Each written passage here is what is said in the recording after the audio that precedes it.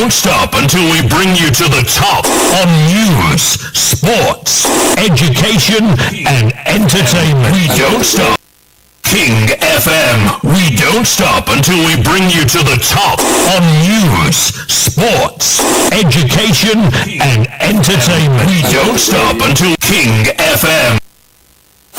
You're playing more music and more education programs on your number one FM radio. King.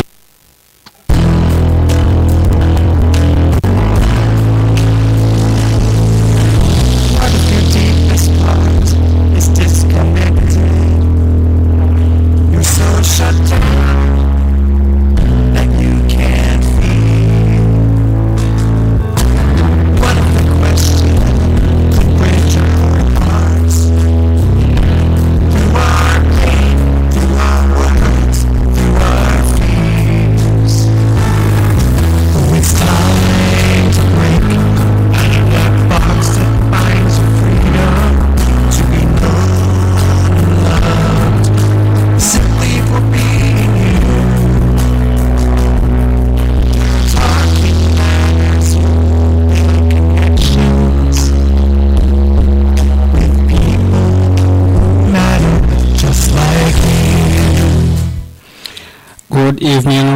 for you. Welcome back to another Thursday, and this is the Hot Talk Hour. I'm your host, OUSMAN JALLOW. As we normally, bringing you this program every Thursday, from 6 to 8 p.m. here at King FM Radio 94.7. Likewise on King TV Gambia, on our Facebook page, King Flash. We are extending our regards to each and everyone wherever you are around the globe. Either you are tuning us through on our radio station from Banjul, Serkunda, Brikama to Basse. Likewise on our YouTube novel program, which is coming to you every Thursday right here at Tolinden opposite Hamadia Police Station.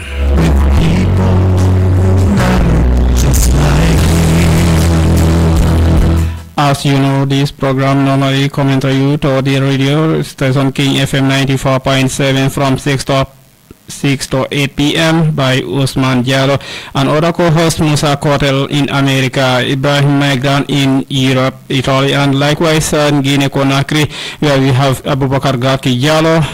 We are extending our regards to them and thanking them very much.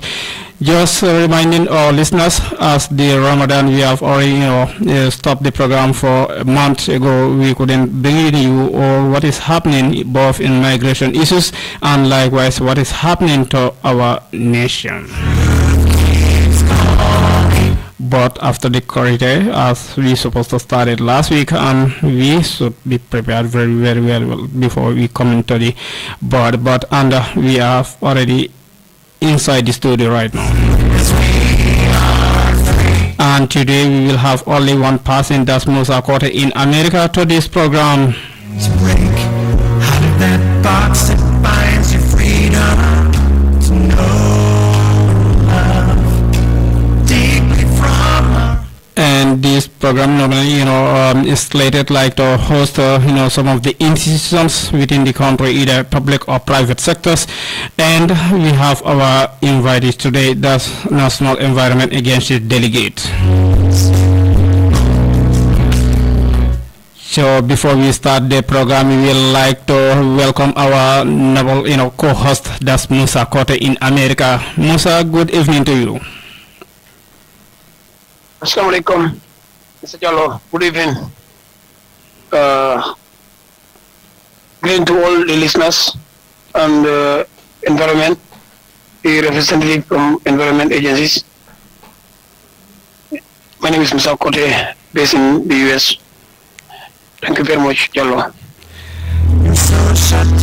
Thank you very much, our boss. That's our noble host, co-host Musa Kote, based in US, and he will be taking part to this program. But before we start, we will invite our special guest today and to extend his regards on to greet the listeners wherever they are across the world.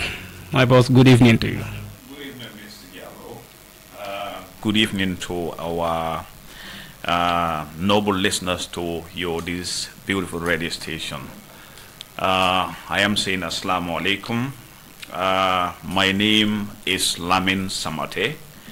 I work for the National Environment Agency.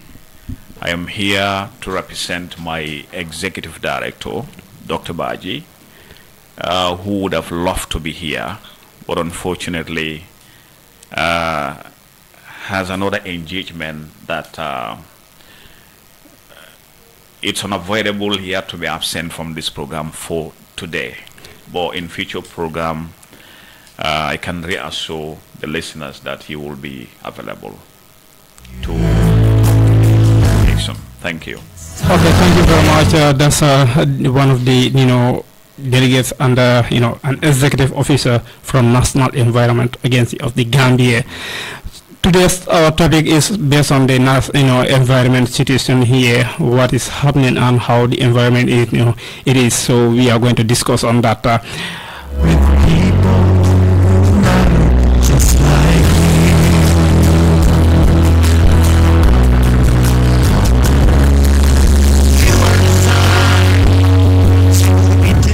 Baning kam moy lal wala kibaru ti wolem no programme de wolem hattok awati nyankani no ni radio to aramsa from 6 to 8 pm ndalem alla badi malum Ousmane Diallo ka nyim programme natalie radio to jang King FM 94.7 momol be ntol moy kan ne wala be radio mutakan nyinte bokono kabo Banjul Serkunda Brikama fo Basse tol ba fo kay ala barka bake momol fanam ben tol no makan nyinte bokono King TV Gambia on our YouTube channel wala Facebook tol la Facebook channel wala King Flasti mbal no tentla mbal jeyla fana mbal fola ala barka bake bin tol la lunta mum tol sorkan nyim abotana no wala National Environment Agency Gambia jan on tol be kacala mum be environment kono wala mum be taring Gambia la banko to so on tol be kaca kan wala so on tol ba fola ala barka bake because nyim programo nyanta dum kana aramisa but munati nan tol now stop now because of the Ramadan sunkaro be mol be sunkaro kono ani nyim wato e alon 6 ni atra futata wala 7 mol be sunte ran kelal wala ti nan tol na programo ni stop le fo sunkaro e ban nyinte bokono sunkaro banta tol nyanta dum ka datil fanan aram so mum tambitanum bot programme fanan tol nyanta ka prepare bakle ben janin tol be nala radio to jan so nyinte bokono tol datita bile so nyin programme be nakan wati from 6 to 8 pm tol be sotla bi mo botana National Environment Agency momol ba fo ndol ba fo la ala barka bake ndol mo fanan be na kolego be based in US wala Musa Kote atele bentol we can have him in live and tol ba sor kan live at fanan abinala en tol programme to ay kaya fanan sol ni National Environment Agency do fanan be Guinea Conakry wala from Africa Ibrahim Garki Diallo at fanan atinala bi but next week inshallah abe mabela ni programme to Ibrahim migrant wala fanan migration kula mumbe taring in Africa, Asia or wherever can update also in that but be at a entol tasotonola because of like next week abinala inshallah wala Ibrahim migrant at fanan bal tentula bal jayla abe sirin Europe jele so dol fanan be Asia dol ba fola ala baraka ba fe bake mol be Asia fanan nyim programme stambala ka nyim programme fanan futandi Asia jele bal tentula bal jayla but starting from next week we will have all the team on board. Thank you very much.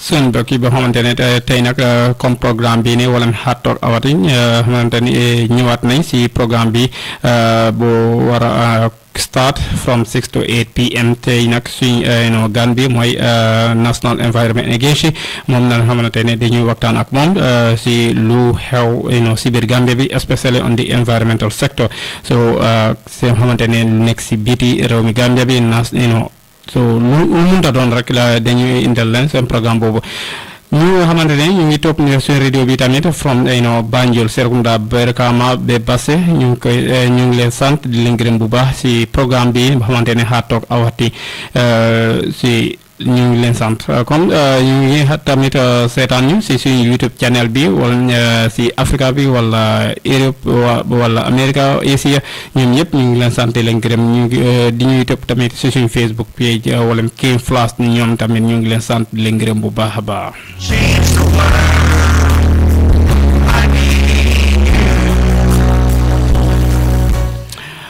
léegi nag balaa ñu dugg si suñu programme dafa xamante ne dañu invite Moussa Kote mu xamante ne su fekkente ne am na lu mu war wax rek say soose balaa ñu invite wala balaa ñu start di conversation ak suñu gan bi moom tamit xamante ne wax si dara. Assalamualaikum. Mari maninkulu malbe konton King FM programme la men ko kaso jang every Thursday yo bari ala demaro to sungaro kono break daw demanding do sungaro ko kono so bari bi kachabe kala men na mo mel so jang bi na dandang la marnya na la senen ro la kenyal to mel bi jila bi mo le bi katala jang menan ko tele martan na dandang la senandro le mu anin ke danang tuto bi la mo bi menan ko la dukula menan ko abe mu fi jang na be kacala cool Kenya la banko kan lala Senegal Kenya la anin kujamalu menan ko la dugo be la nyame be mol so la mbani kala ko mol la menan ko mol ke be satol kono wadolu mol ko sado ko to ka moy bari ka wudol moyle parce que bi kulul be kiral bala moyle jang wala be kumal bake mo wonde nañu makan moy sa ala moyani haklola. Thank you very much. Jallow. What if your deepest part is disconnected? You're so shut down. Okay, ntolong nga wala may ni Musa kote mbe besring America but Musa so ya question soto mbe tarim wala mbe nyim na luntamba engage la nyim programme la after niatra la programme natindi mbe bulala ye kacha soto ning na luntam balon. Yo, thank you very much, Abakabake. Yes, nyata atopo na follow atola follow. Bringa atopo atolum fang nyata atola ngaji ya atopo nunjang. Nundangi. Alright, okay. This samatelam lamin samatele muntoti. Okay, thank you. Thank you very much. Lamin samat Abakabake. Kontan Abake because what sort of ngata no punga nyosop no jambara man possible no. Yo lafta India sinyin karo bembulu me anko lafta la because follow ngalong albakar kambake banko kam ala doko ngalo ne avec kerene amta molle ke tutu molla barolla praman sonia pour ministry molla mera school de kino nyamen Gambia is a development country banko la me anko ama afa akoma abulo akobe mbake ko banko dulu kudul be kiring maybe mol ba mera ko alla do ko lam fanan aman kala do ko ti yo bari dandang la mar nyalu anin dandang la sinando la kenyalu wol mal la do ko ti anin fanan ngamera wol ko le ko aka kuma bake because mun jara kende afonati nin dandang dete bata nyokan kul be nyame environment naman sene fanan jara kende baka sabot bake yo saying ndinga nyin karo do solo jang because I think this is very, very important because what in Kamwele mo jam la KMC West Coast dandang la Kenya la like ila ila dal to dal nanko iman senea anim fanan pollution la ni musul men ko be sadol ko nunto nga understand the former president ya Jammeh aya akele pour ni musul ni fo men ko ke fadlo taring pour ya kata pour stop e kana ijende ni sado kono in fact musul ngamre ni manyina fa stop completely par sa ngajel ko dolde kirin sal serap banko kan taring bilal fa sulu bilal to men ko e kajibe ji sulu mi bankol kan biyoke block bilal to taring men ko fa nyajibe ake menari banko kan nyajibe at the end of the ake flode siandi so barenga atela do ko belaring nyingla dinkra dolto asteno meddo do flo mankala reality bar laftalo na mun development be caring alla kulto pourtaje ko simfa adjust no to certain level men certain kula ko men molka complain in social mel complain no asibara kenwala nin kamala kula kul sibo no molka nyamen mun mala alla planti albu development no kul kam pour ka mexo kan ni dem de bagay sabo no ni manke wala haji era ko hajolo men ni dem de wado sabo no ni manke era kansula haji ni lañu ta a control la so laftalo na pour yaten mo la mun tolma tan la area ti adam fanan adanta min tola adam fanan yetam nakela so na resano wanike pour ko mol makoy.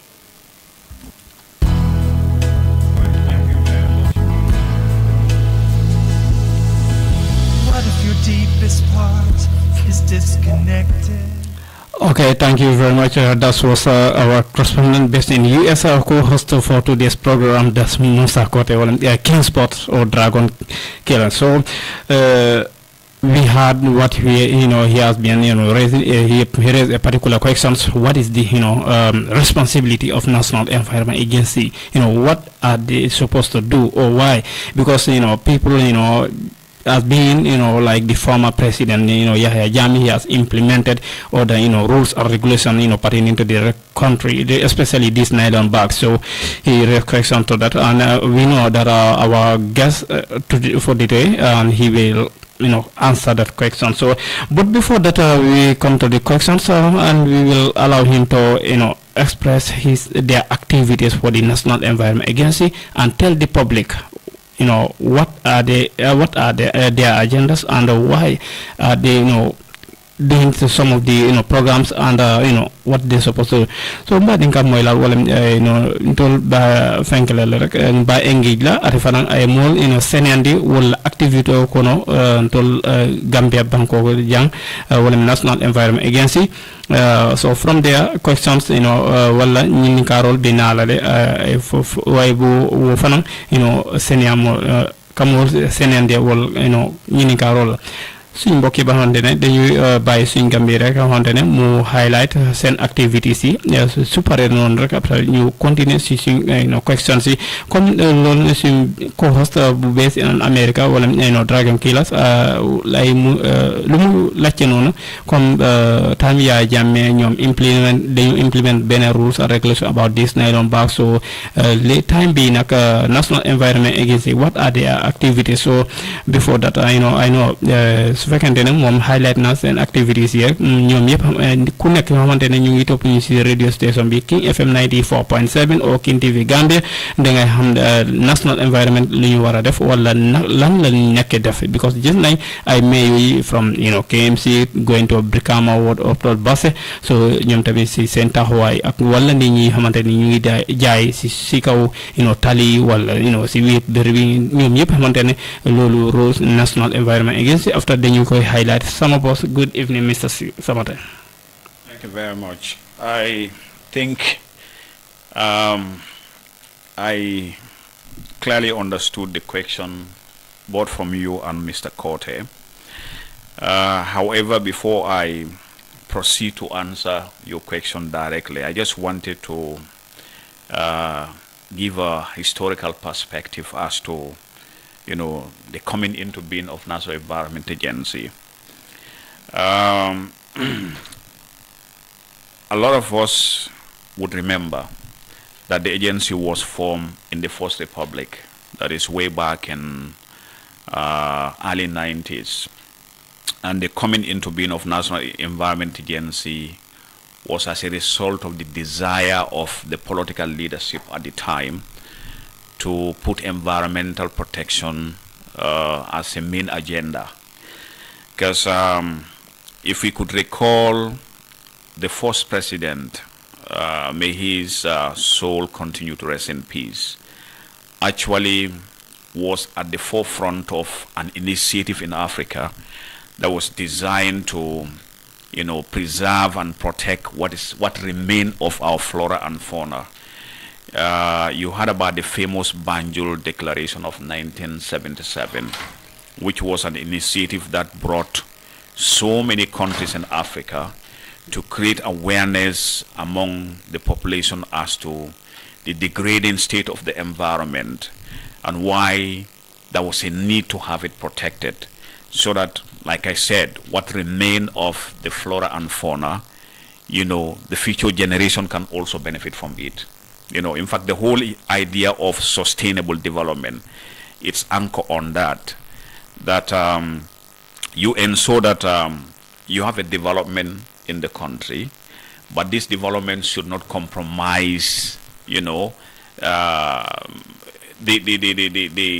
the needs of the future generation. That is a generation yet unborn. Meaning, You're too old, you're too young. Okay, my boss, speaking to do problem. Then you change the official language be so be local language because of the listeners. You give a call. Speaking to Wolof or Sose. Yes. Yeah, because of the listeners. Thank you very much. Allah barakabake. Nkame mfonum. In fact, nying program okumara pronga fo na kangolto isaje mulia moy.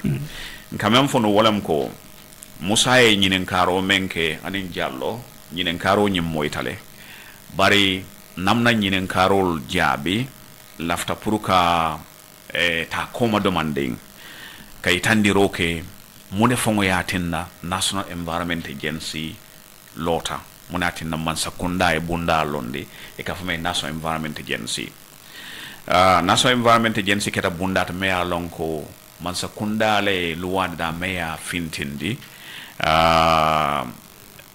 wati la wato meya lonko kabirin Gambia fansoto na man sakunda follow men sita nun jang wole o luwalde da luwanyim fintita 1994 sangolo kono wat jini luwa fon kana fero lata la pour kaje ko bunda e finti ba meya lonko ate be kala korsiro kala dandangol la kaman sakunda la ferolu man sakunda e wulta kol men na kaje ko dandango e tanka ninko dandango mbe tinto kono le mbe ba kono anim fonyo kono al hawa kono ning na keba do be ka fay al kinki ate be matana environmental education and communication men ka karandiro anin choko nyomol ke ate ka fo dandamo sinkri bele sabalti fonyo kono je kono anin tinto kam so luwai yitandiro kel kaje ko ñun ñanta tankalale ye sabati isaje da fengol men beje da fengol yiro lembang ani nila ma fengol men ya lon ko katay kana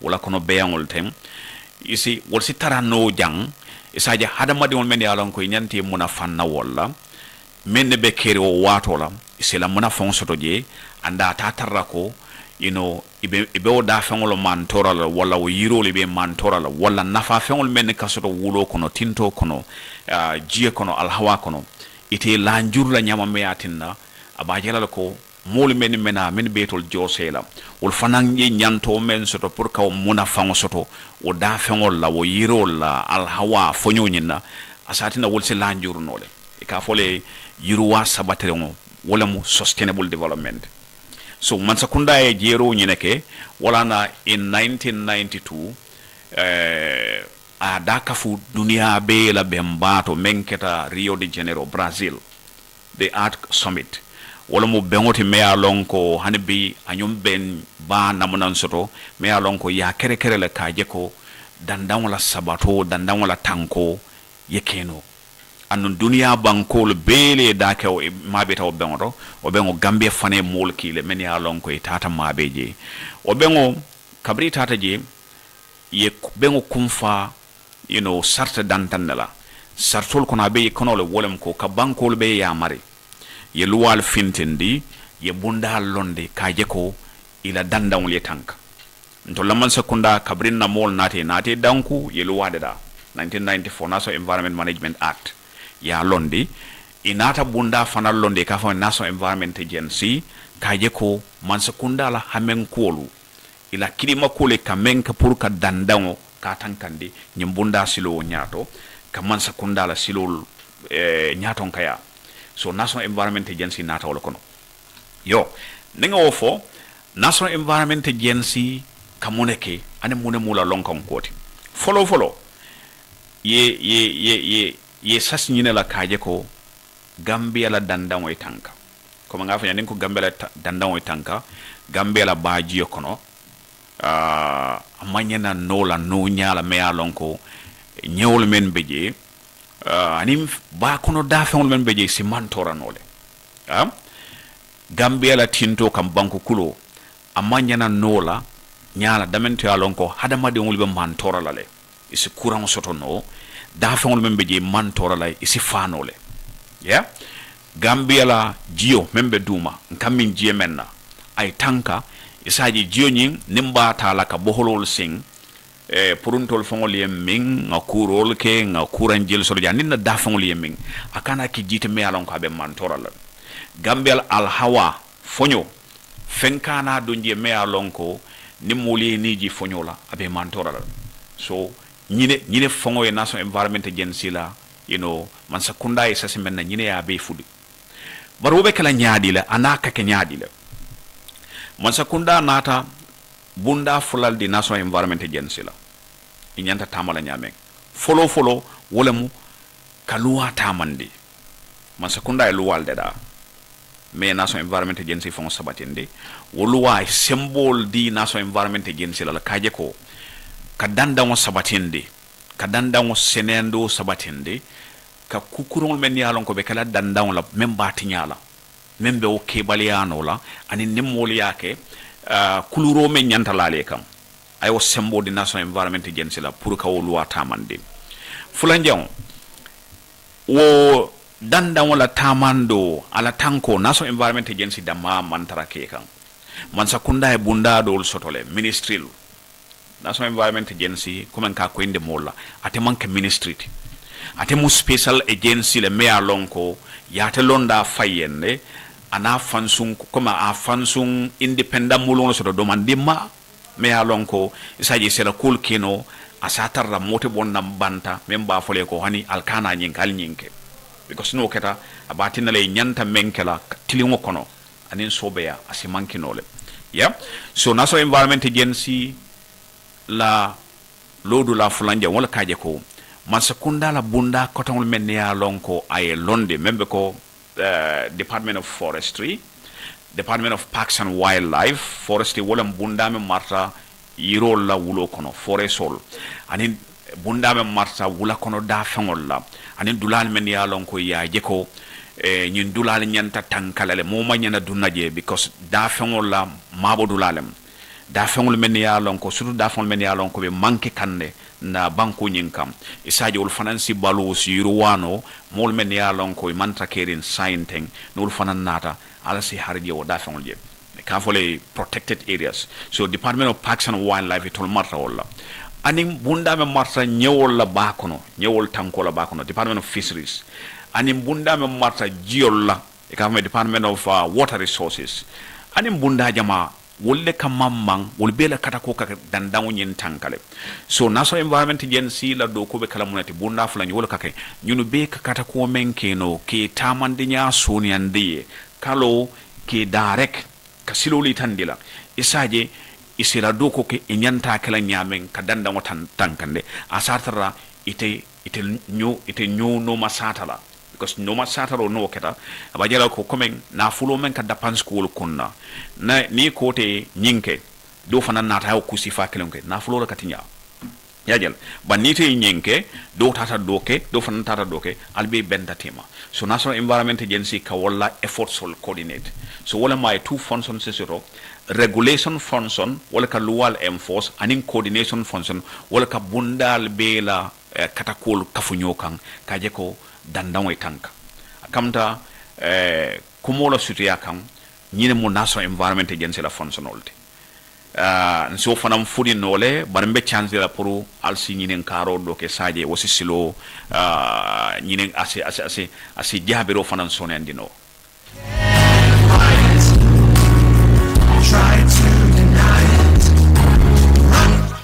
okay mbadin kam moy lal wolen Mr.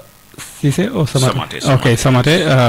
Abe mol fokan munim National Environment Agency ani will be lori nyadile ani kom atendi nyami National Environment Agency it was formed in early 90s so jan when program will be kumfala so albe ku jamal lonna munim National Environment Agency comme aya fo nyamin like National Environment Agency will be lowering ka bundal protect like under the forestry water and in dulal kotengol but Mr. Samate niata be nyin karo kekan regarding to the these waste issues because if you see on the people who are responsible on the waste either you are the people or not so because su fekkene da nga gis leni xama geej bi gaay fofu lañu yobbe ci sen balet wala den koy lak that's a question number yes. All right so comme bunda ñim nadiam folo nga kol fudi sain ka fudo ñi yele ka kol mota ke sinande molma loi menga mam fo wolam National Environment Management Act ni tata ko ne bataraje ay sarto lel di National Environment Agency le nyanta tamala menna di nyanta lola men kan and wol fanan sarto siatale abe kono wolem ka mansa kunda ya mari kuolla men ya lon ko le nyanta kala ando yamaro nyin comme National Environment Agency a fangole mbam wala be mukotol mota ke sasi ka kiskisiro ke ka ka bula cool no make no masata natara misal fela nyinen karo wala mu no fangol maranya kisiro baytan lale no fangol ibe nyaadi banko kan no fensi fa nyaadi le benna o no fangol kono nam balitol kono o fangolu inin jata kenda e nyosoto nyaadi le ikanna banku kulo mantora nyaadi le inyanta marala nyaadi le isaje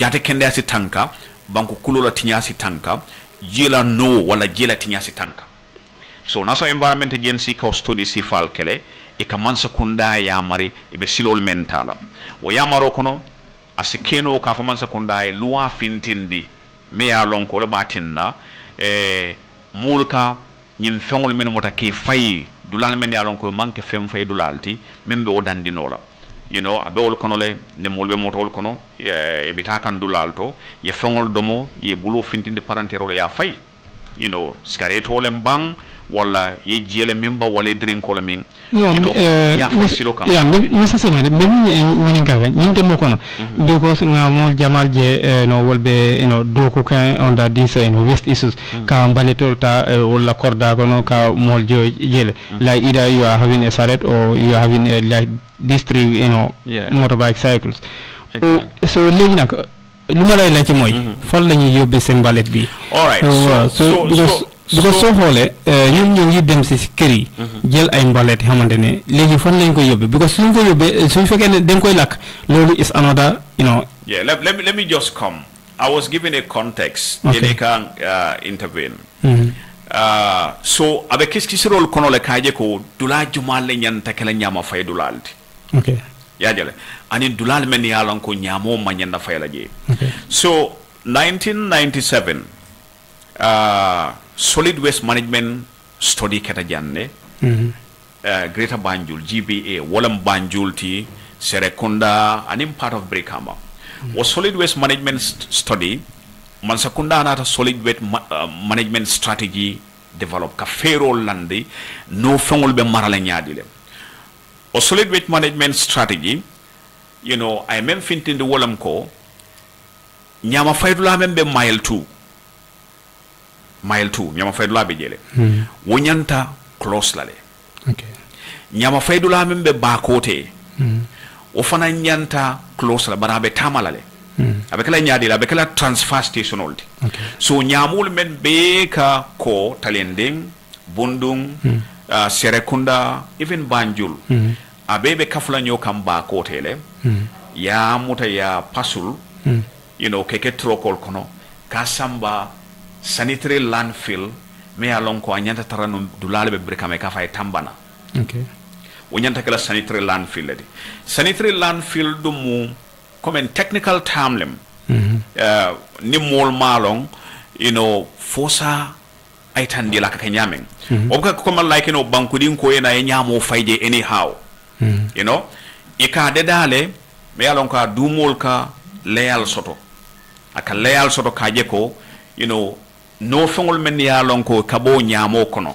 kas nyamo ni no fen jamal kana nyamo kono batirel be jele fendol be men ko chemical ol muti purol kana ji ye futa ka ji na duma jenyin pollute andum ika engineer ika dada in a way me ya lon ko kaje ko gaso fonksi soto no je gaso me ya lon ko isa use ka keno renewable energy multi tabiro keno wala sanitary landfill ka engineer wala wolem plano nyintinu Banjul mile to dom side be close ba côté be kala transfer station olti comme un temporal collection point lam molbe nying sareti tel mene kefo ani nying tricycle telu ani private motor telu e ba ko la ya sambaje yajel but unfortunately woman nake manana man nake tambana ma fona ni tare yebi e batara na weki boholo lel soto je o boholol jijama bohol jama kay min jamo e ka jijama soto jam pompol kono a jel ka bona o ma fangol la so ne sanitary landfill ka auto na meta underground water be pollute lale so obem fonda because je ku mayata le you know, and maybe so topic obulan na wek or water resources some point we will invite la na fanang will sina od la fanan senen dale comme Gambia la fresh water jise o kemi menna ala state media dile mol fo mol camera nyamen jiobo ka bang fo you know nga si problem o soto no ban sinin sama jila karola comme bankudo la be bul nyamen omo topic for another day but comme nyamola karola so tambana manata ke sanitary landfill but still ba kote nyamo ka fayjele mile 2 dom side nyamo ka fayjele so problem official nyama faydu lalti in the this like Greater Banjul and you know KMC but be mun ni kaga sa ni nyamo nyatra wol ya fayli jele so wol ba fenkela nyaadi la pour ka nyamo ni iris je wala wol babula la wonyama wala nyaadi lo so mboli ni kaga unfortunately because like bi nyalo ne nyatra ibe program you know material do narikan wati iba narikan ngalo ne abe fenkela le jebe falale okay so nyamo jebe falale comme dula hanna suntu ko dula dol men yalon ko ngi condemn ifata nyame ka sai nyamo la karola Gambia amanke ko nunto nyamo be nyame Gambia nka fa men na west stream nyamo kono fengol lebe nyamo kono men yalon ko sayin wol complex la pour ki mara nunto kabrin tolbe dindi yala nyamo man complex because mbuso manta nyamo kono bukam busje yin chemical fengol mantara je fengol men kata nyamo kono be mu organic material so men yalon ko ka tol nole no wol tol ta in fact suntu ko ngoto niya kala muto nunto ni seno ke je a fengol ka jam fengol ka yiye ka tariya jambando aka ka tosleti jambando yajele bar saying nyamo manke o nyamo complex tale na west stream nyim falin tale because of nyin fengol men bije men yalon ko bu ka tolno mbusol anin chemical men yalon ko you know ila empty container le ke faje anin nyim plastic you know fenko electronic and electrical waste nyim kuran jorangol be be nyamo konol say wol be mu complex material lelti anim do be je men yalon ko is even dangerous wala mu biomedical waste nyamol men yaron ko ka bonna leptanol to no fengol so wo be kata fay wo dole ke incinerate le banni tata dom site accidentally ka o sifa dol tara jele banni tata o dom site to nyamo modo la nyamo amudola resources leti modola nyamo be do amudola resources leti you know mantra kacha divert kam pour kana but ni taraje e ba taraje mol fanam be je men yalon ko scavenger lel muti ning trokol nata yo nyamo lande e kabule no ma ning empty for drum salt and even bottles e ke mutai ke bonde electrical materials ke bonde you know so ke samba back to recycling you know ke samba yo nyamol for example kulol thing folewol kulol thing e ke samba recycling plant but Mr. Samate ngal wo program o yalo dol bitala jere ka material do nyini jere like bottles and other things but lita kan like Senegambia ngal nga jeje kon ba côté hol be nyamo fay kan dami wol yeje malale yes you understand so isai ngalo ne niatra wol yeje malale ya di niatra dimbani abe fenke abe malkan di you know what is coming out there so ibajilale like mumbe fin kanje niatra wol tata like asama kono al hawa kono so tinyaro be kelale comme like on the you know when niatra sama binaka Gambia jang so bitinya la je bakele ni nyamu fana ni asamba ji bato ñoo bije so jefana problem do so munen alla you know okay national environment agency la because ni lafta comment directly pour kat understand solto you know maybe medical lamoy lafta ka kudo lamoy mera on ko asina fight o fan kala wala nan ka kacha kuno fanu tem okay but instead no straight to the point national environment agency la responsibility meant odulato wala mo regulation oti wala nan ko e kaluwata mande ne ajibe King Mr. Kote Afonung, that was a time Buso Foreman Sotono. Kabrim Banyan Nata 2015. Monana, Buso Mansoro. Buso Mansoro because Nkamol Samba Kitiala. Special court le bekerin no. Pour Kamol Samba Kitiala. o special court nga mo jamale kitindi mol komen ne mol yaaje ni nyinke nyine be kelela jamaya bula menne kam bu sol important nge be control won nyam so nyamo fanana karola anti littering regulation 2007 anata janne pour ka je ko mol ko kusi fal ka nyamo fay dulata meran kam ka nyamo fay dulati ka jino rongol bondira korda kono kada mole silo kam wala ka sokoy fon mota kasim mole silo kam meran kam kala korda nga mo jamale samba kite lawla meni alon ko ye convict ye fine soldier asiata bari National Environment Agency la role model pour que loi tamande but loi tamando fanam ite kela partly play do fanela part play National Environment Agency manke judged in a court National Environment Agency ka prosecution ole ke kamol samanang ki prosecute with evidence ka sedoli tande jojo la ko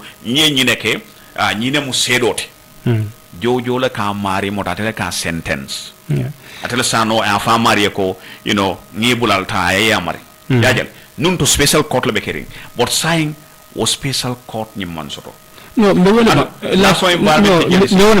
like back there we have KMC lorries these trucks mun ka nyamul sambaje so wol baje kanne ni bako teje ka nyamul fay dame dimba malta jele so yalo ne automatically mo mun be man sakunda kono atle dimba nyi mala okay now listen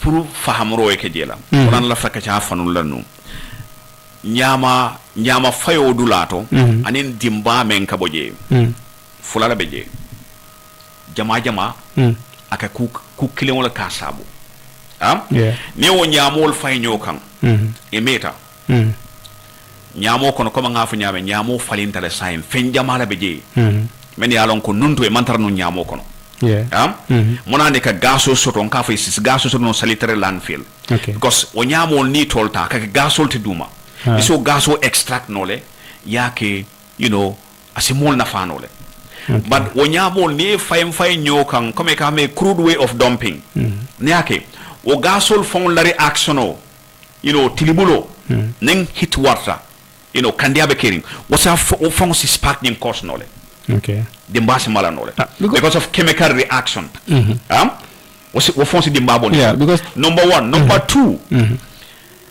most of the time wol men o dob side attendance sol men beje wol buka de mbabonde nko scavenger sol kata jele men yalon ko kata fengol nyini wo dolato surtout men yalon ko kata moto singol kono newol men kata je ni be nyini ndirola deliberately scavenger sol fananka dimba bondile and most of the time wala kasia e ka dimba bondi wato menna akatara mol mantra around wala dom side ni waratale yajel ni tebe side attendant obe dato nyin scavenger sol tata kono e dimba bondi o dom side ma any surveillance system osoro ka fo security camera lam nyinde kaje jumale adunta wat jumala munto wafan italo na jumale dimba bondi so most of the time wala ka dimba bo siande wodulata it's unfortunate yemem fo si yemen ka finti woto kata santo amam bete jata kende ato ni tata o ma fangol lay simol yemen ya lon koy si problem asthma, like asthma, respiratory si comme ni francoltem asma be wol konole anin kukotamol ne asma bela ni tata wodula si falto yo expose soto asatinna ila asma se attack nole isi fono ni yala jele medical bills anin kukotamol amantoro wat because ni atra itata fana Ghana town je in Brufut e bajela national environment ye signboard kije no dumping but je fana nyamu be fare ni je no dumping most of the time I'm not so for National Environment Agency la kije but askeno community fongo ya kije ka signboard okije askeno era council signboard okije kaje ko no dumping wala mul men be o ma fon keno hotelol is a signboard okije no dumping by order comme dula me manke nyama fay dulati mo ma nyana nyamo fay laje all right but on namna jamfa ngana tandi National Environment Agency la role mum munete nga wala fo comme an ka luwade da ka katakol kafunyo kam pour ka dandaw tankandi nyamo la karola jama be je ni nyamo talari National Environment Agency mo la dal ben noring e ka muneke e mantra fenke kan hani nyanta lon ko nyama fayo ka nyamo collect mo la sokono kata fay dom site oto womo era council la do kolta manke national environment agency la do kolta okay ya fam yale fuje si koy comme nunto nka setal coordinate jang you know sibiri ko labon every month you know yeah ama mira kon ama min ko national environment agency le responsible ta nyama kolo okay ninka o ke fam jama fon nka council sol lel makoy o watol la yeah ngaje ko ka revenue men soto I'm not sure malaga bi am revenue ko la you can understand yeah. but coming nyamo la ko population la sia you know a the simple environmental aspect yeah you know so yeah. pour ko environmental aspect ni address wala every end of month last Saturday of every end of month ka cleansing exercise organize and no be kala trokol men ka fuelo kata trokol men kata nyamol ko e manka councilor trokol private trokol lem private individuals what the suffering came trokol ka no même for settle time okay yeah settle time okay private trokol ite jallo fon skeno ila trokol because nka mo kana finte mol le kan fo mol e ko lafta you know banko be sinando le kala ya jele so lafta pour individual or se mako yeah moy trokol soto ite be la trokol samala ni la drive after tole fuelo ke trokol nyen kono ya jele so mol men be community kono dulalto o trokol katal la ma fon la nali alla cleaning canal pateta trokol ina ali alla nyamo ko ay fay because what time council sol bukatano dulal beto man trokol be soto yeah same thing you know improvement o kadale especially KMC la Carola yeah you know trokol ke je dulal tole dulal jam sago maybe dulal men ko silo mambeta yeah but same thing is much better compared to before yeah trokol kata ka nyamo yeah that's right ajel berkama era council they are trying but dulal watra population o siata yeah illegal dumping siata yajel so national environment agency apart from kamol kaluata mande mol kam nka sensitization ol fanan ka kata radio to even a lacking FM jams I'm not sure nata janne ka dia moli several times yeah wonde be kala responsible behavior to ka make sure na dandan way tanka dandan tankando nyin kono abe jele ibela no fen way ba marla nyaadile you know in fact nimbe odula kacha sifal kala na emphasis ka kemen ka wala mu you know nyamo the three R's in waste management R sabo membe je reduce recycle so reduce very important ite cleanak ite even ite fango jallo ni tata marsoto misal fe ila muso yake marsoto itata you know ite ne mbus message jelle kana so kono yajel wala tata supermarket mini market itata sopenda je inim fenjel le kana me alon ko they have unnecessary packaging materials me alon ko plastic or lemo woka jelle sambane tela so kono multiply each of those by fenkoting by the number by the month ni kela o keep in a dustbin ifon kela environmental footprint jele individually so pour ka mol fahamundi kaje ko you know hakilo nyanda tala wotole nte pour ka you know nyamotala wesnyin tala no fon ke tala nte fon individual I have a responsibility can make sure nka contribution o menke ngatala so now nadia mo katawol kan ka vole reduce kaje ko individually nka no fon mem produce mbatala no la nyaadile isaja at the end of the day membe faila abedo yala le reuse for example nyi bottle men nana tete this is reusable even though it's fragile you can understand nin tata misal fe ni boholol be mbul sokono nam nanta even now and then kanyim fanko nyin sang na nyin kilin soto nsinyi use no maybe 30 times or even 3 months ni bottle kilo ma fay yajel so ni lafta tulo sanna misal fe na musol men kata marsoto nefa tulo sanna ina man ta tulo wa fila e tulo ke mbu sokono ni na botulo tar comme nunto mol kamenke you know abe tulo kele nyine kono each time bita marsoto bi da botulo sambale reuse ni reuse yande comme en ka use on ka sende nyamen fenkilongo fayta be do yalale recycle ni misal fe nakata fenti me along ko I'm not sure whether this is recyclable because ala fenko is very thin but comme o 20 liter bidon ni tara dom side so lebe ska benjal tare kawlen moti ke pick ni pick ke samba for example nyim PVC pipe so ke manufacture da men PVC pipe so pipe men kata soko 110 pipe pole you know anim fenkol men kata na electrical wire ke samba le ke recycle come and scrap metal soka kenyameng you know those are the 3 R's in waste management nin tata sensitization or kamol fahamundi nka na discussion na kacha ka sujo blasi falel you know okay wala may kan in luntawo wala Mr. Samatiti so sang bitala straight to America atifana abe kuma dol lafala mu funke hello Musa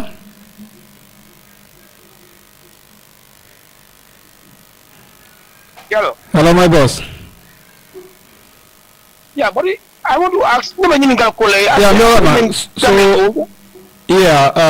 so since he was highlighting about the activity so you have sort of purka mul lafa ala kuma fenko nani kuma when you come to so in a cola because I'm not going to because for all along no me la do koti and then for because for me cola I'll be for the mental I don't know whether I'm online for me I call them because I want to ask another things okay yeah he was highlighted about the like Balitoning Volka Samba Damin no mole but membi jang I'm not telling you kodolela because bankola concern menti okay saying I don't know listen to him if you can put me there I'm listening yes he's listening to you yes live okay Mr. Samade okay ndina yela soro jama njalta because nimbe kachala mole kachala kam mole along ya famuro okay to alla do ko bunda to anin fana mun mala difficulty di mole yolom banko kan bari ite dam albidam makanteng you know although they are very important though bari alanga tambang ngi corriger because yebe no biya manko dafa ni karo kala jena iko before jum ye jama tamola ni mo nale mo nale sama kitiola immediately maybe as such I could jo you know but nale mo sama kitiola probably alke almang council je bake alkabla jo bulu sometimes isa muda nole ya song wadantana wado ya chat wado ya gula so monje la understand kanu ni kuswa na beke kan banko kan ni kuswa na beke kan banko kan okay I don't know you have to give me chance to land okay thank you but this is very important ala do ko nyingi so sensitive so because mona beke ala do ko ngam understand ale karo belema ale forestry male ale land ale fishery male alla area so because al cloning I mean cover is huge so ni bal kotole ani KMC ni mbal to nekelo blato mo ke KMC blem atel mo nyina sona wala cardinal de ko KMC dumping ke blato ale bla nota ale be KMC ko na la fa ko ni mbal mi ala ko bidi 2 days more than one day ani ko jam ni ma ko ale da so ke KMC ma ko kidiola nim west coast of the same thing nim bandulam the same thing ni not bandulam the same thing Allah atalla ning area is very big so bari first semole si dialla nale mo sama kidiola amanya ko nale mo sama no even namaka sama no fani nale mo sama blato ayita ko ro jola directly amanya ko tawe si kabu masama kidiola tenting ni temsi mu already temsi mbalto ning ala mbalto mi janteng ale ni ko kabe la tele no nale ajere ale fiscal development di jang mo mayna tawlo jang kadu mun kala ni tel mela do ko long atasi do ko tandila so but I mean I don't understand même ke kam banko kan atal bije almanta kala kamun ko almanta function kan correctly so wala man de ni tinka lafta mel moy la wala moy ko atal la do ko do nyamen is huge muson ya de no to muson condemné the same national environment agency will be caring sa muson banko kan alma control no why all right can I respond something kala ya de no to ala control alin do ko this time la na ko this time la woto masukuna mar so mo ban pour control hello King Sport no to understand yeah so okay ngalon aya moyle so say abe mol fana fokan you know comme il a question ni akuma yata bakele that's not a proper system even during yala time abukake Yeah. You know, maybe most those are for no you know, nunto system o be kering Gambia, e kamol somebody charge no. Mboko okay. Nitata dula dol to banku dol to. Maybe he's talking from experience.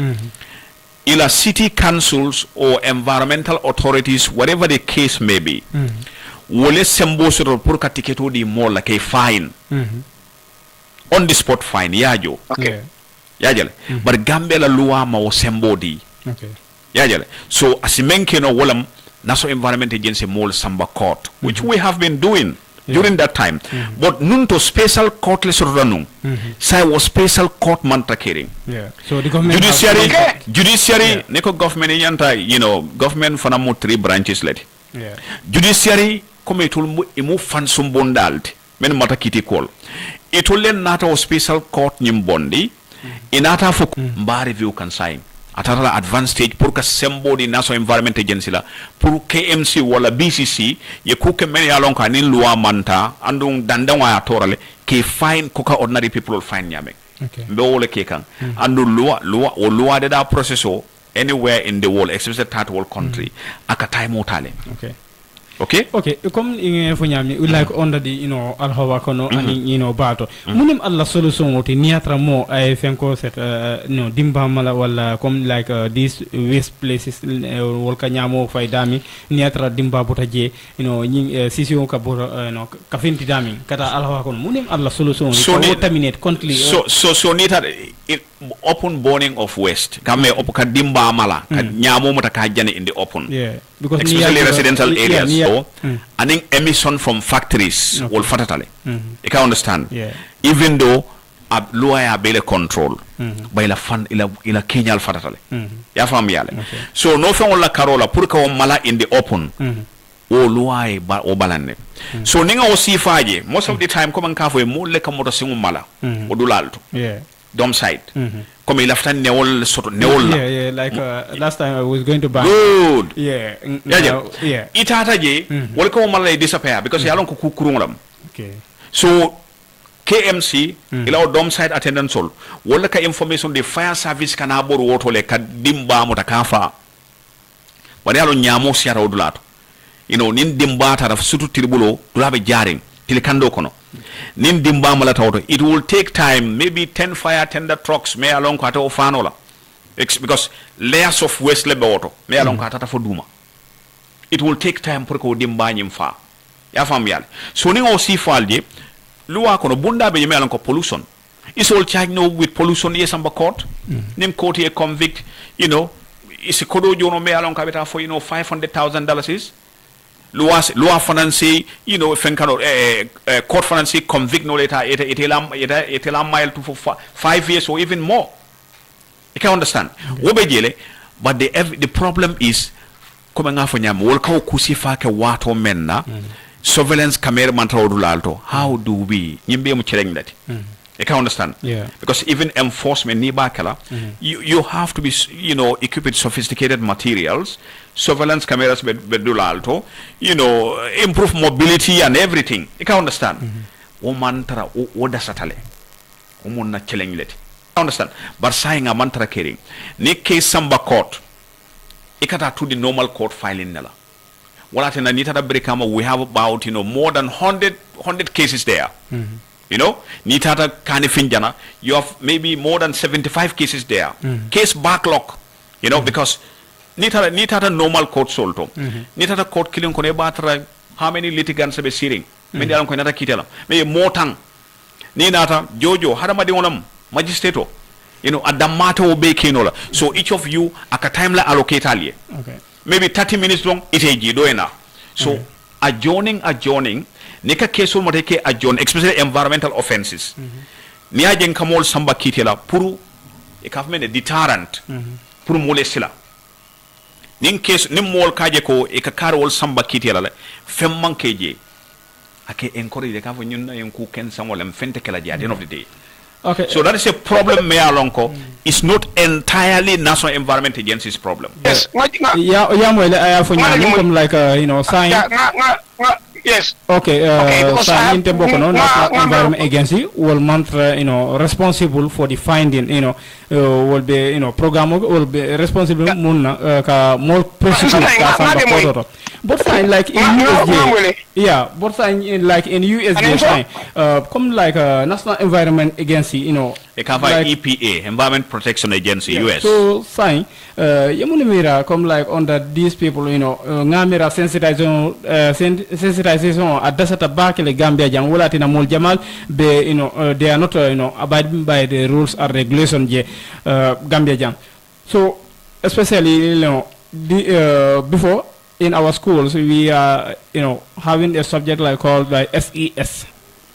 Ila blado ni yefen dimba mo la bundato iko be nyamol jani kanje luala mi be chari la nyin kamlela ila korda sama mina sila inela korda be bant balo be dada kabe kora kabe kora because korda fanu nyajibe ni sama mina sila mo nyol la kela korda be kora nyamol be dame nyamol be clean nyin kamala nim jio ke fon le samba wala ke nyuni wol be sukin ni luwal be ni bulo kono luwal men be bamanding ko banko mel developta o ye luwal mel dada namo abe beta balale kadu nga consame so imaya akamen fo tempende reto ni lu nebi yaji mon watola ne mo sama kitola ike tanyam because ya mon man ma gar stita ni ko kambake du atula ngam na tamolo ni ko lota so ibala ko bari sakuna men bi je sa mun tan ko mo ilam futa ko kono le so men kala nyinde mo be akuma ta bar men kel me masukuna dal la mel wala mi ko ya samodi nyilla nan ko manke kitolo samodi kada ni manke ya men kala manke kenal acti environment wala mu ni ajibe is like isabo ko like civil matalem amake kenal kesti so bar na kala fay samoli di nyilla so ko le fana de su jidam equipments e joron dira because ni fon la dam man ni samodo di nyilla amman jare fenna ñin wasamol ba tinna ñoo ñin fansi fanjole yelo so jo yelo staff jo kadum gambe no jannim mol be kulina pour kade ni ngin ke be dum kidila mol ne ibe mo dala dum be final me ko do jola bu ni man ko do je be ñina sela ko ñim noto biya kuya gambe la dum be final me ko do jola bu ni man ko do je be ñina sela ko ñim noto biya kuya Gambia nol be tamin tonyala dum no keke already nyebe fani men kala koron me ba kafla nyomo fana mbera do ting ni mole di mabo bi ni sama kidiola wado do yebe bulan do be ta badi yaf ni ko ko kala man ni ka tan sira fogo ya already me di mabo ma sama kidiola maybe ibita la fa procedure ni ya dugo me kido kum ya dugo so ni ne ka pun ban ko kan ni be sama kiyala le kanu ni KMC ye KMC bule famule ye West Coast bule famulu ye nyum kundal be bule famulu wala nan kutalare kan ni mbato juma jang ikajile modo ba fakito ye pagolo ni jang mole mbato fakay mbato ta foto agression ha ade kunu kada mo ne control ba ni naru ye se modi nyilla ni KMC yoke ni be KMC ni ba fule ko ala nyum mbato meke West Coast yake ala nyum mbato meke janteng ala ko bi sudo sama tumanda 10 o'clock ni ñu mbato ko jang albani naga mo jola so ñu lañu sama so maskula ñu dañu sama ñu stan la su al mel seram banko kan abe talalale ñu flot me kering abe talalale ko do talala na resi borandi so ñom na consent yeah obviously ni jang mo le ngol compare because ani Gambia no yeah correct because ni ya jube ni tambo ko comme ya fo nyami like no be siari ne no siari ne especially in told like these holes joni ka boridami like the road national road authority wol yaki nyami like niatra wol be silo ke kan wol be nyim fenko like hole wol be dinko wol be wol sin laje ka jo boridami but niatra itare especially on the KMC here ibe nyamu no jeno tabakele so niatra sama bina kanne ibaje la like KMC wol bol assign kan wol yeta ka wo fenge balito bondije so ngamira national environment wol yefenko soto le programme nyanta programme soto pour kat finti ka mol sensitize on the this aspect street littering kanyamo fay silo kam e kam mem fo e ka o dinkol mem fo e ka fo en gota drainage system wolem pour drainage system o ya kele pour samajio mo jama fongo ya misunderstood because neta dula dolto surtout baka wolto e barta mol la jino ron kata o dene system o kono dene system o manque pour jino ron kam men ka bola sokona etaje ya kele pour ka flood sama kono flood jibo ka flood prevent drainage system o de data wala kamba and nakata silo la jama ka silo simande la but unfortunately National Environment Agency initiative dole kanon jang since the Second Republic nga dosbinol sang ke lo kabo Westfield kata fo tabo koto Karaba Avenue kabo Westfield kata fo traffic light nga dosbinol lo dosbin dol be je komeng nyamola karola nga 3 hours sol men foye reuse nyim barika kotol men ya lon ko molke ni barikol nki sanne pour kaje ko kana waste ya jale ni kuntu ni design in a way comme nyin quand for in US it is tama kan silo kan cigarette ya sabay cigarette franco fay wala tissue paper fay so bari ngaw fananke janne nyin kuram polol be damanto ngasiti wolel bala isaje nimmol futata je e karo fancy fal fay o kono andi be soron denne aduma special opening so me alonko kansul la mol mene be e bayel laldron yew nya mol tayte fay mol la silo letre jankuri ngaw be ke jan guess what yew dos binol bele sunya yaje nata boto council sol all the council ni banko kan council te jamme alonko National Environment Agency mang more than 100 dosbin dila nga dosbin sol dila pour ya lon di dulalto no hani science yes ni atra ida KMC e ba jala je dosbinol bale ba jala NEA/ you know that was in collaboration with UNDP some of them yajal ngaw kele pour ka cancel sol sembendo because na long capacity problem be cancel sol tole nyama maranya yajere so sensitization of me ko fonfo ila radio to jang and all there is no radio station Gambia jang ntola environmental education and communication program mantadamento but severally on top of that let me just come on top of that school sol be jam because ika school sol lefo my schools also don't come we call them modern schools na pioneer programs so lelti because kebal men ya lon ko be sanjitan nan saying wala attitude is chronic it will bondi nola so nyim lower basic school sol to no school kata wol to this environmental outreach ka dindewol karandi on responsible behavior you know to an extent, some kids will total to become change agents in their compounds. Nitate farmatara, you know, suokono, I cigarette was about fai. You know, these things he just will from the yeah, but you can find that no, this is not right. So niya jube munere nye fo wala. Ntata school dola jang. Kore ebe moy gana so ntata school dola jang on the KMC ngata teacher ni abe integrated study karande kan. But still now dinding dol bijele wol be domoro kan like this groundnut yalon wol ba fay kan wol be wo fay kan yele anin bale dol bije after break time you know wol ye domoro ke class auto je and wote jeni abe responsible like under integrated study so ni yajube integrated study is linked to the National Environment Agency wala programme jamal bijele so in comparing to other subjects so ngamira National Environment Agencies should engage these SES teachers like or integrated studies teachers more on this ning coming off on the coordination functions nim Minister of Education especially basic and secondary education ne collaboration jamare soto kaje ko even in our integrated studies yalon kul manyana tare noto you know kul kata nyamen evolution o kakawol nyama ka kul falen ka crossiro ka education system o fangol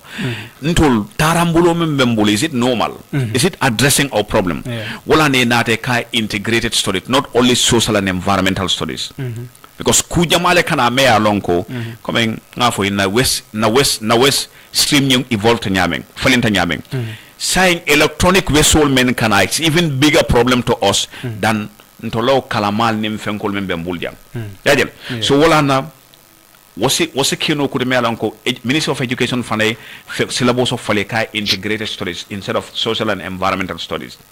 Because social and environmental studies be integrated studies in Konol. But the point is, it be teaching kekam. Just look at yourself as an example. It the right attitude soto. How do you expect to teach those kids when you're falling no? Good. So the only you can understand. So that is why na justification also no to go to schools many along ko nga dinde will target at a lower grade. That formative stage. Ningi karande kaitandila ko nyimmanke ku kendote ne aje mol kata dara. Dinde we kasamba da bike batu na kebar. Ikala filaning anin daje ka kendo e meng. Ika fam yale. But ne mo mota fort saying abal kuyade koko samba darale. You are wasting your time. Because your mind is now programmed for other things, may along different from what you expect him or her to be learning. So wole atenda ntola modern school solka lower base fenkole target.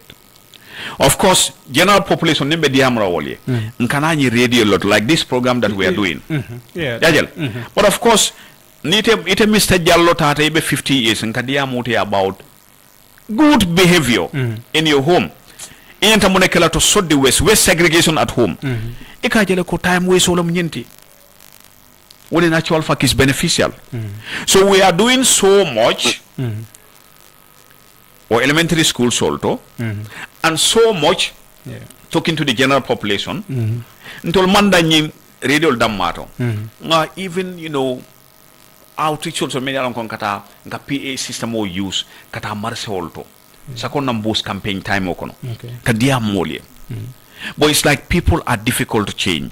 The only thing that can change people here which I agree to a large extent with Musa is ninga enforcement system also the mayor along ko everybody is involved. Meaning, we have a court system where is efficient and functional. There is no time wasting. Within a short period of time, it can verdict D.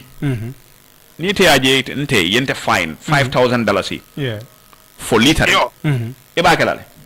No. Near 5,000 deductibles. How much is going to be left with you? Nothing. You can understand. So that is even one of the best way of educating people. Punishment sometimes is one of the best ways of educating people. So for the keno, and unfortunately, we have no control over that. Which we have done. Ntata judiciary safe sinya jama ka foyeko alanga muru back to a special court system. But if any justification of Mendy is important, a special court system fasitera luakono. And that is why saying Benalual review come. And we have gone far in that. Musa, because niya jube wato man manjam for back because like we have just few minutes before to go.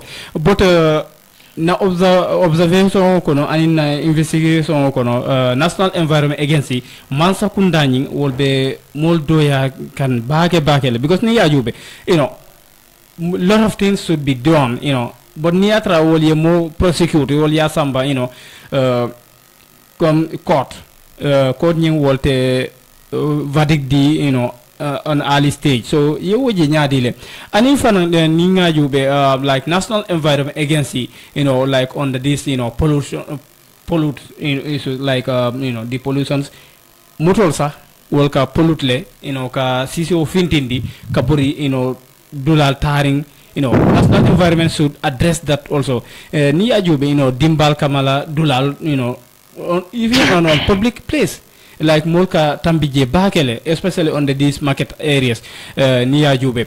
So wolfanang National Environment Agency will say will address no bakele because cool the pollution program like material only like motor and molka cigaretol fenke saba dulal kotengol mumbe mu yalong mol katam bije bakele wala mol bije sa even on vehicles wati do bijan ya jamme wol yo condemn le but nyimte bokono nyim to la president o wala adama baroti amantra wo ko kan sa nyimte niatra ibita kam banjul ibe mol moti jamal jila wol be siso findindi kan wol ka ta banjul musa. Okay, Jallow, thank you very much. The main for the is very simple. Because main down when I think on the back, National Environment Agency la bunda la ngame expect you will be. Karon kamera la ito mo rek ngalon ko itanya men ko fala. Okay, so ndi fana at least musu mi diam la le. Okay, because nying from now mbele bela nyira ko do kina ko do nyime ko left a sena do for at least presence sa sokno ayalla moy ngala in simala skino mapo biya bala moy la but maybe within those 2-3 days abala moy la nanyira ko do nyi. So ko le fana ndi fana diam la ko la bake because yang America jang ndem tok la volte ndik America all the 48 states ngabe borle ala station do be kere wule ala no ko mbota wolto do be kere ibe bangu do cross la like ni ko Alaska ibe tam la Canada la ita Alaska barnam ko de nyim 48 states mi nyu ko ndik abel bori ikala area do la ndik tok la volte la damen ikaje la do be kere no dumping bari ikaje sign boro bale kakde ni hani atundi bidon me yeji bidon min ya dump ni yeje ike charge $1,500. $1,500 near check Gambia could be 100 no, $1 is 78. $750. Just $1 is $78. Okay, look at that. Niko $78 in Turkey Kenya wala nang. So ni wala mo ni $78 mo that's too much. Okay, ni $78 mo. So which means that it's $117,000. $117,000 just to be done fai. Jang. But anyu Gambia Senia kan pesa adamo ro fana mun keda afana bela fi wala banko Senia kada be ko menna yalto silol kan nyaje silol kan monol kan wadulu ikaje mono fan kan yambu se fay abi dikan go do fenda fer mono kan bari nimme ni programme dalala wallahi abini cement yalla am 100% so ni lam mot nan ko nyire cement yalla fo nyile agency so lal to taring staffol ni harma so kono ende fasu dogla so do marse fanko ni fasu dogla so la department of la beto gambe kon har karam munto yi ndam mo jira men ko hanti calam tika clean school be kering ay kala stafford ni leena stafford so la be taring ni leena secret stafford le transfer la même manki stafford men ko mo nyati non nale ila do ko la Kenya ni la do ko Kenya ni a star sansan ding ya start ko mo charge Gambia no ni a samba ya charge ko dola like example le okay ndam ndakis bon nak musa ko nakorda nga man nakorda dan na dada jebe harba du la sal be nakorda ko kan wadon ci coration no maybe banjun ngata stem banjun par ko da wara dambul kombo kono nan ko losal bije ndam kiaje la ko losal du man kiaka de tekala ikela fungo jole ore le loso jole ko da banda be nyamo tar farinje ko da banda be tar noring wa responsibility ndel tamu kan dela ko dam nyede je mon tolale ni ata yewo jibe ko do ko nyala ko dam yindi ko nyala ko damu so yen safe ko ne ko yela ko rato enda cleanal nga 5 days dila ora ya clean ala banta dum malafi manaje nga fewde noje rekorda banta ni ngeje mbe charge la so ni aje ina de charge ora nyata ko men jola ye no sona jola it's very simple itala sembo sono ini masa kunda la mol kem sebe nyomoyla kana nakko da lo so ne be koko ni lo so milending mo kan lo so jo na le lo so be ni minam again adu lo so jola lo so be jo jang for 2 months lo so ko rato tamutala namo ni astar korra billahi wala tala korati den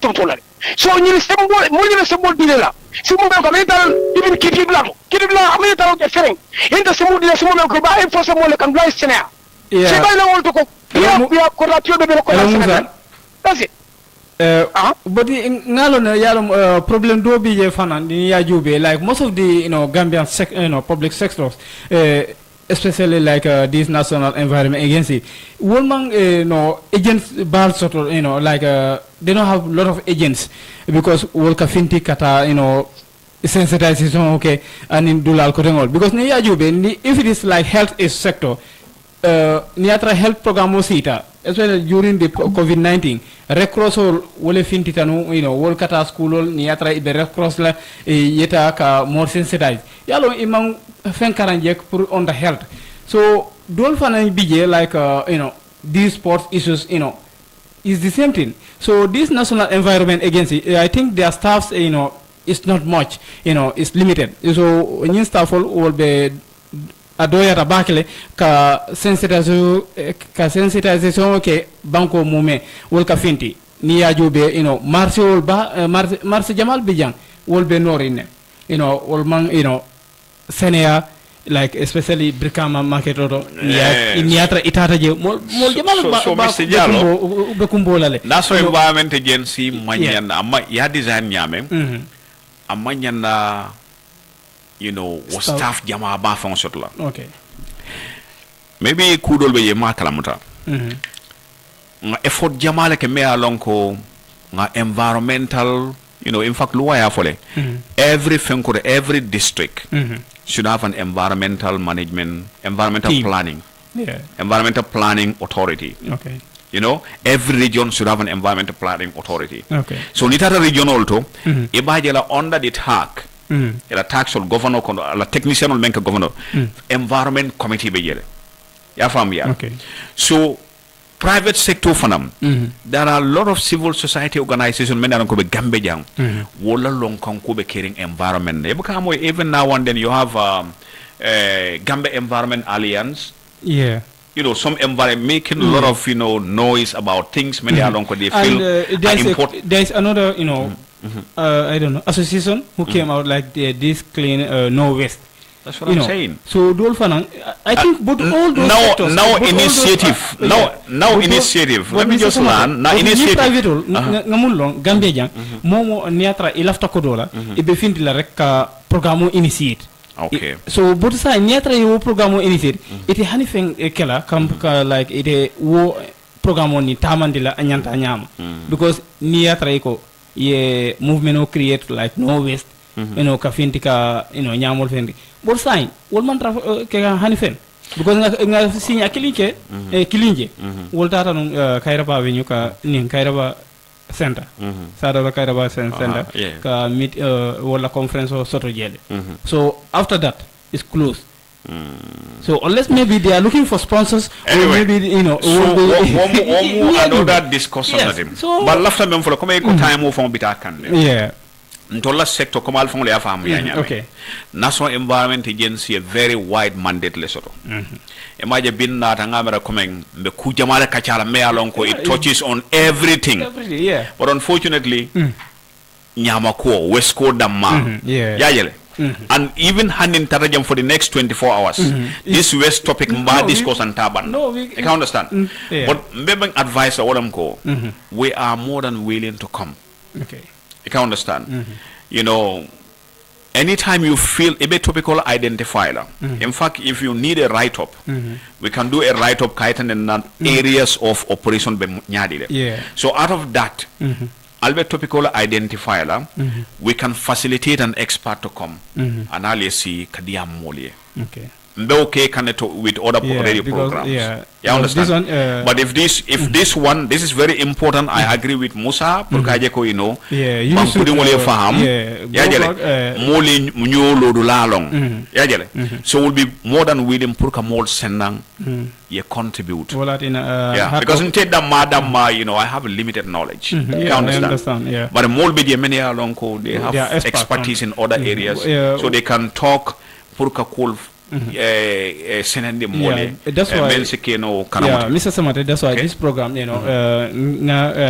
initiated so anytime like any topic we have chosen like I topic nothing told one of the most discussion topic to our program like the waste issues because near Jube Gambia young they need sensitization on this waste and it's linked to the pollution. Yes. So and okay. So and health.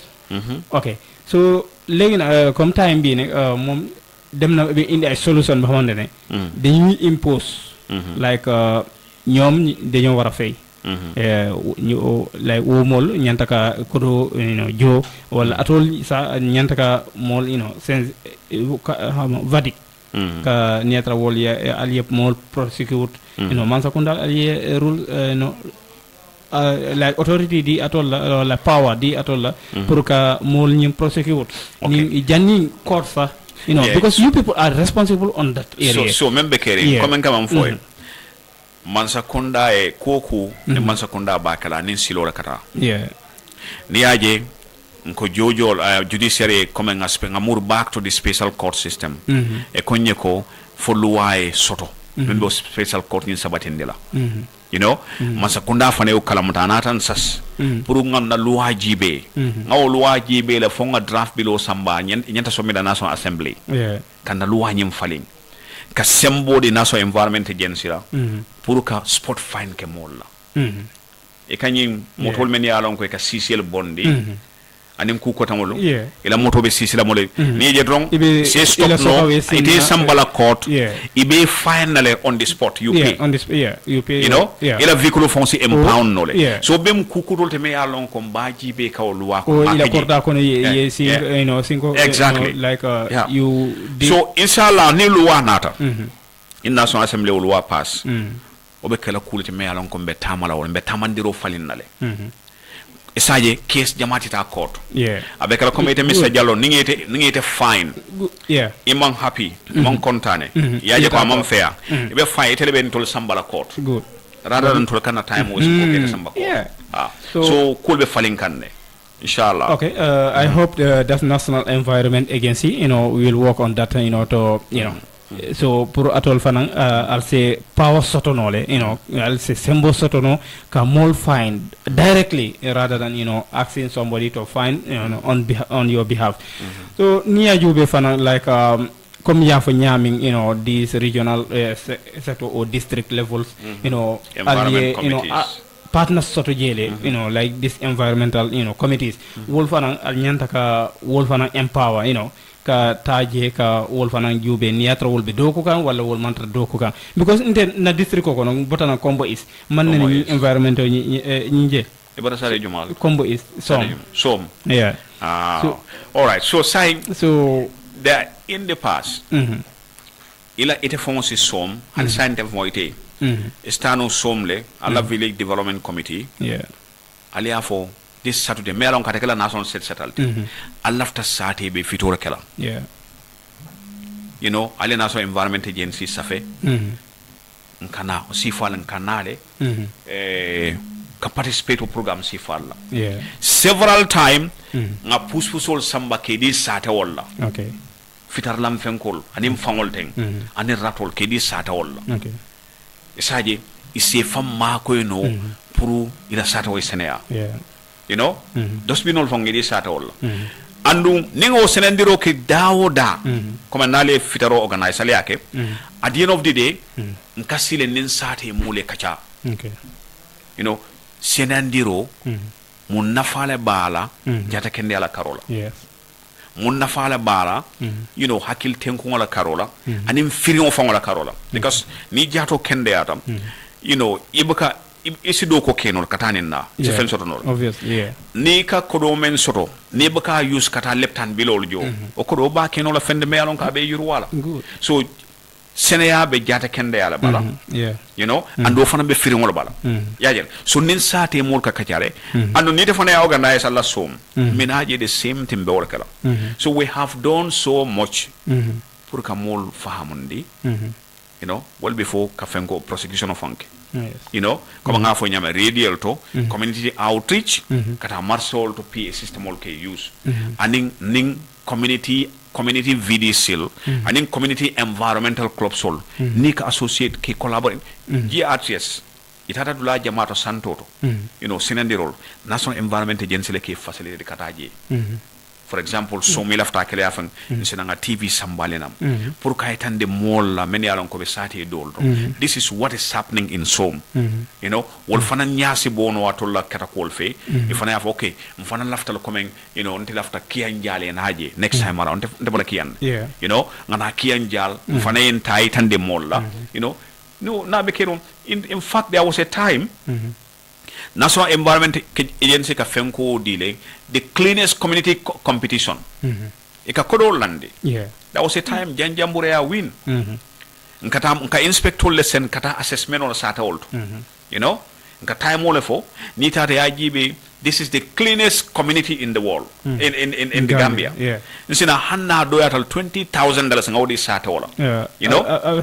Se fendo na fam. At the end of the day, one symbolic gesture le fonti. But we are regulating this. Yeah, okay. Na effort jamale ke pour gaso dol be jamine ka use ning esil kono. No. Say ngawol be ban Gambia le. Because there are gases many along ko ka al hawatinya. Okay. You know, can the other word sign compare to command? You know, Yeah. and as a result of multiplication of fencol thing, you know, pollutions many kata, including this AC. Yeah. You know how many air condition technicians National Environment Agency will train them. Even you mattress or kada damento. Okay. Many along ko nga facility ni system will be falling ka good system will dina me along ko aning al hawata. Will be me along Yeah. through our ozone program. Okay. Maybe tomorrow you would want to bring those people also here. Yeah, fale kamuneke. You know, Yeah. etc. etc. Kosiata. Ntabe fono labi. Yeah, But I can. yeah, Inamuna na ibe parla kala kana ka cover. Nyanta murla. Yeah. Nyanta mura. Isa je kankong kana moldi so mola dollar kana no. Okay. So ni wo pareta wrong mandatory fine na woti. Ni je wrong ke stop ke fine. You know. Coming King's Sport ya fanya moto ACC okay so yeah. In fact, you know what Manka National Environment Agency da mafore. The Motor Traffic Act. Police will come and tamanda be jele. Yeah. In motor men ko ka CC je wala na Yeah, motor kata testing la every year. But yeah, money problem on this traffic no police like money problem. Ni atra wole moje abe wo problem o kya. Wol ba fola e ko dindi ngondi na wala e dula you know. In fact, ni ajube abedament wolam ko. Abedament wolam ko maybe traffic police will from command nan jan. This motorbike no riders. Ni atra ite e motorbike ko sotole. Ni atra itata e police Senegal la port ka dundi ya fam yale wobe jele wolwa be yale so in the future we will also have a similar system. You know kaje ko motor la ni CC jawol am bete ya. You know we stop no. Okay, so I'm ila kuma labongoti in program on ntolbe kumfala jande. So just like we have 2 minutes before we go. All right, thank you very much Mr. Jallow. Nyinkata nye kontanoti kanala nyem